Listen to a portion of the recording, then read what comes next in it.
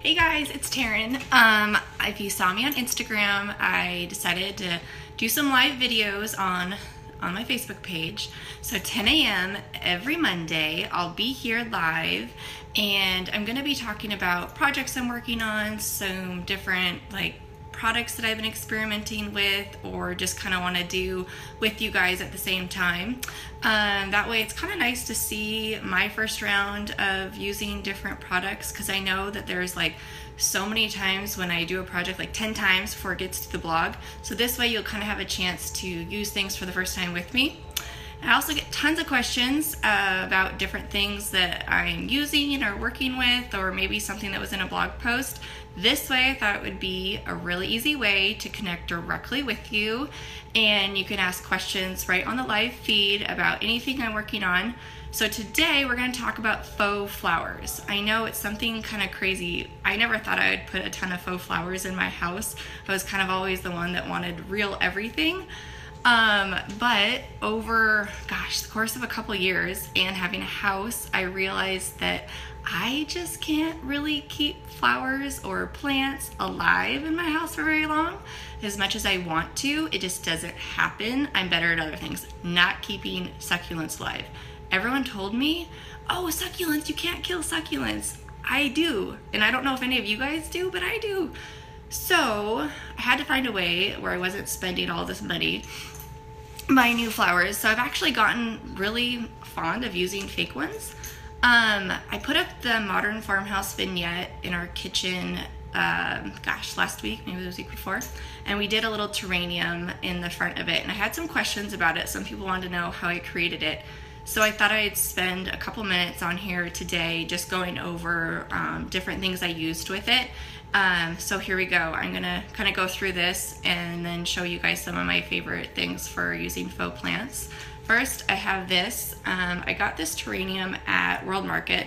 I've had it for a couple years, but they still have it. I put a link in the description of the video, and you can click that and get your own if you really like it. I still have dirt in here from when my succulents died, but if you're going to use fake flowers, you can always put in various rocks or some sand or anything. It doesn't really matter, it's fake. But I like to play with different heights when I'm putting together my flower arrangements, whether it's succulents or whether I'm doing big floral displays. So my suggestion would be gather up a lot of different faux succulents. I got these at Michael's. They have a really good selection, and I think that they're probably the most realistic ones I've ever seen. So I really like to use the ones that I found there. So I like to start with height. I found these ones. And depending on how deep your what you're working with is, you may have to trim. And you want to use wire cutters. A lot of these have wire inside. So you want to trim those. So I always start with putting a little bit of height in the center. So we'll put these guys in there. And they always just kind of go pretty much right in. You might need to maneuver a little bit, but should be okay. Then, so you guys see that, put our height in there.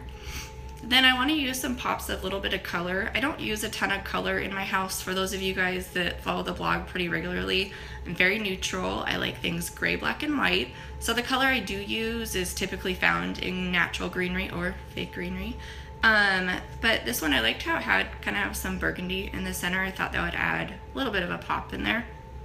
So we're going to put this kind of in the center on the side there. This little pop over there.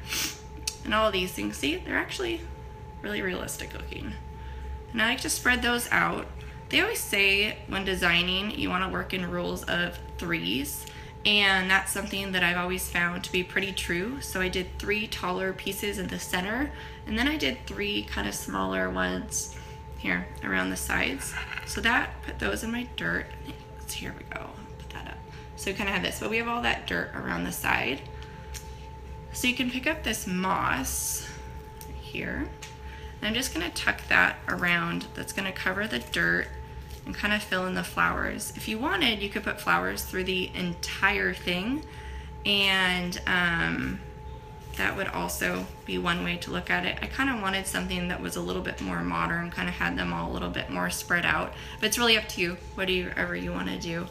So this moss, I've used this moss on different projects throughout the years. I've used it, if you look on the site, there's, I did kind of a moss monogram.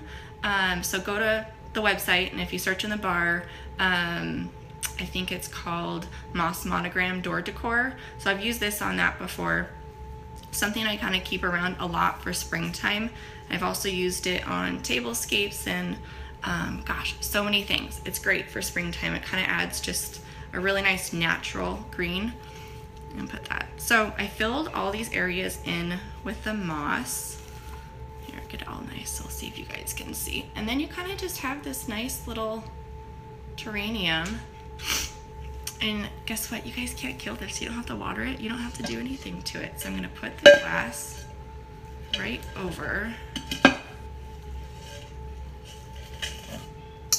And it's done. See? That was seriously like not even a 5-minute project.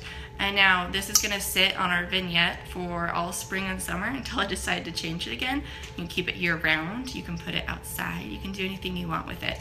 And I would say about 90% of the plants in my house really are fake. And there's been times when people have come over. My mom did this the other day. She almost started watering my plants until she stuck her finger in there and realized it was fake.